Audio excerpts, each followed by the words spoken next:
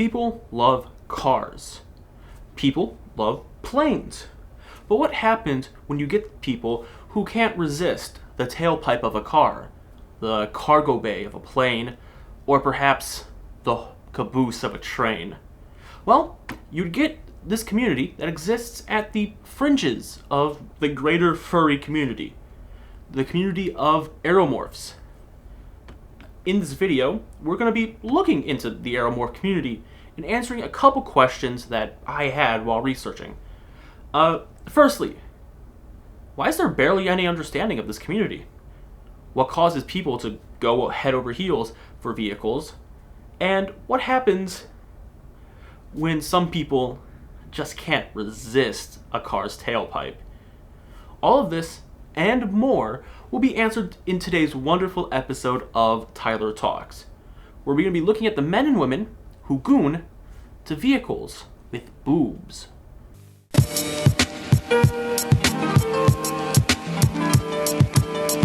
So, the easiest way to summarize areomorphs is if you were to take furry art, cut out the animal, and replace it with a plane, or sometimes a car, boat, or perhaps train, but mostly a plane. Of course, these depictions are usually adult in nature. These aircraft are usually very well endowed in the cargo bay and fuselage, if you get what I'm saying. The artistic overlap between the areomorph and furry community is very prominent and also pretty interesting since it's caused mostly by one single person. But we'll get back to that. I believe the more important question is the whole why of it all. What actually makes this just a fetish and not just like a one-off thing that you would see on the internet? And of course, this is only something that happens on DeviantArt, right? Right? In 2016, an Ohio man was caught groping for trout in a peculiar river. This river just happened to be someone's minivan. But this was not the only case of man-on-car action to ever happen. Just next year, in 2017, a man in Michigan was arrested for stealing a county car for a joyride. In 2018, a man had to be tased to stop porking a Porsche. These tales are not just mere cases of strange events occurring in the 2010s. No. As recently as 2024, a North Carolina man was arrested for his 3-year-long relationship with an elderly woman's car. In that same year, another man was caught taking old One-Eye to the optometrist in a South Korean couple's pink Tesla. Now, I know that was an election year and that can make some people go crazy, but this is ridiculous. Fuck you! But what exactly makes this a fetish and not just a scattered group of one-off instances? What makes the areomorph fetish distinct? How is it different from when someone just draws fictional characters inflated with the MS Paint circle tool? Well, first, I tried watching the My Strange Addiction episode about the guy who was in love with his car. But it just felt like they were being a dick to him during that entire episode, so I just scratched that because it just didn't feel right. Then I learned about the tale of Edward Smith, a Washington man who has boinked over 700 cars. And then reading it, it sort of clicked. Smith, in his 2008 interview, stated that he appreciates the beauty and goes on to express his love for the cars. Also stating that as far as women go, he's just not interested in them. And he's not gay. This affair with cars goes as far back as to when he was 13. When he turned 13, the Corvette Stingray came out. And just that car was pure sex, an incredible machine, and that just lit the fire in him. And at least as of 2008, he's in a happily committed relationship with his Volkswagen Beetle. While Smith may be one of the most well-known machine lovers, the community is most likely somewhere within the thousands. But you may have noticed something. Wait a hot second here.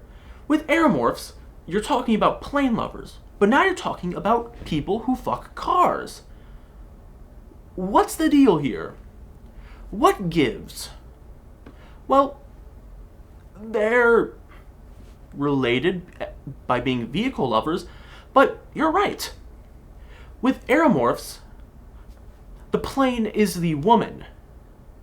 You know, the plane has big bazongas, big cargo bays, and is effectively just a woman within a plain costume, more or less. But with the car gooners, the woman is the car. So, to start, areomorph is more or less a part of the great anthro universe, which is, of course, is the age-old internet tradition of turning anything into a woman with enormous boobs. From Wikipedia, toasters, and even the planet Earth, Coomers have been doing this since the internet was invented and throughout history. But looking at the top posts of the areomorph subreddit, we get to see that the planes are just really women that go to gunmetal gray and plane parts attached to them. And of course, they're drawn extremely curvy and with a lot of what we'll just call generic sex appeal stuff. Piercings, stripper heels, big old boobs, big old posteriors, faces full of makeup, barely any clothing on, or no clothing at on, suggestive poses, suggestive comments, stuff like that. So we can see that it has a strong overlap with the greater anthro community. Next up, the fact is that most planes, if not all depictions of these planes, next up is the fact that most, if not all depictions of these planes can fall into macrophilia, which is pretty much the fetish for interacting with giant people or objects. This should be pretty obvious since, planes are big. And as such, macrophilia would just kind of naturally evolve since plane big. But with the nature of planes being carrying people and cargo across vast distances, a sort of motherly vibe can come up from that since, the cargo bay is kind of like a womb. So, to an extent, that can emerge. However, that is not what that usually comes up as. Instead, it's vor, which of course is the fetish for being eaten alive. And since, plain big, vor is just kind of a natural best friend with macrophilia. So, macrophilia, anthro, and sometimes vor are all major aspects of areomorph art. Other fetishes can peek their little heads into this as well. Your art has warplanes? Well, dom sub. Very sleek designs? Aspects of latex. Just to summarize what we've discussed so far, these are just giant, dangerous women made out of carbon fiber and steel that are just also extremely curvy and wearing very little. So that's cool and everything, but what about the car gooners? We talked all in all about people having intimate relationships with cars, and now we're just kind of skipping it over? No, we are not.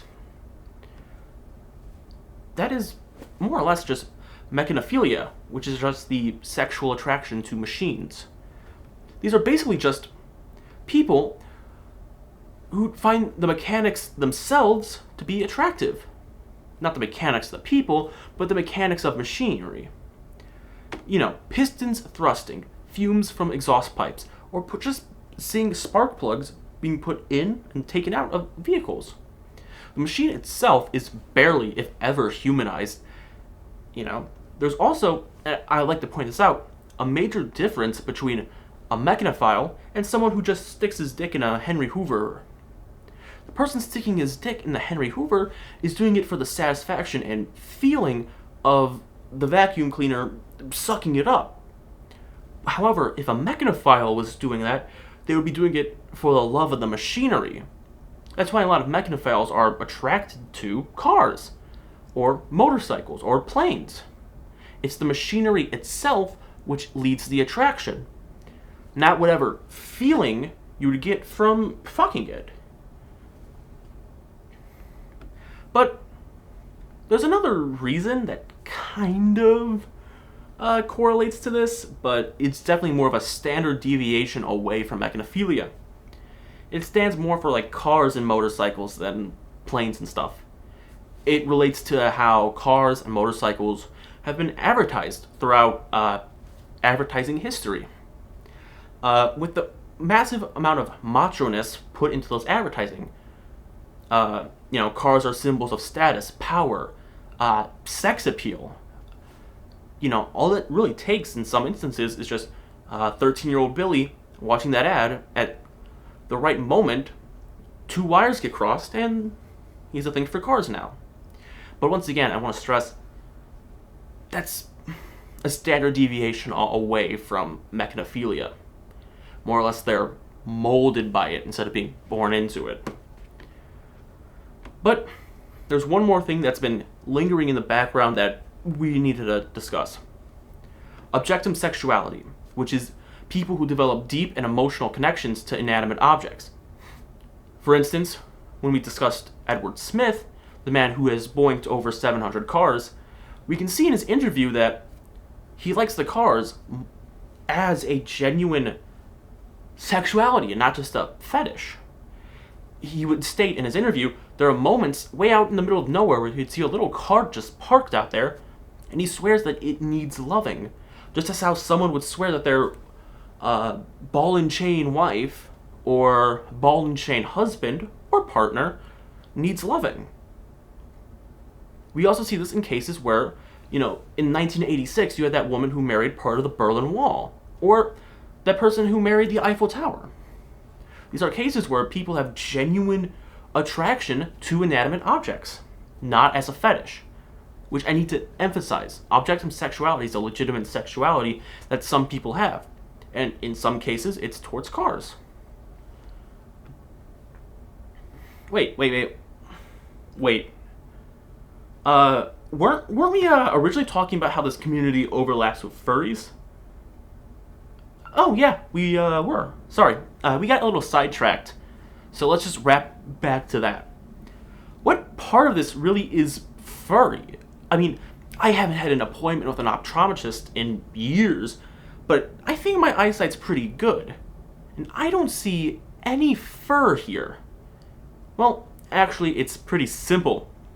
Many areomorph artwork on the web just has many similarities to furry art, just kind of due to it being lumped in with the greater furry community, which is just a side effect of it being a very niche fetish. Another major reason is the fact that one of the most influential artists in the areomorph community, William Walter Stash, or W Stash 2020, is a prolific artist within the furry community as well.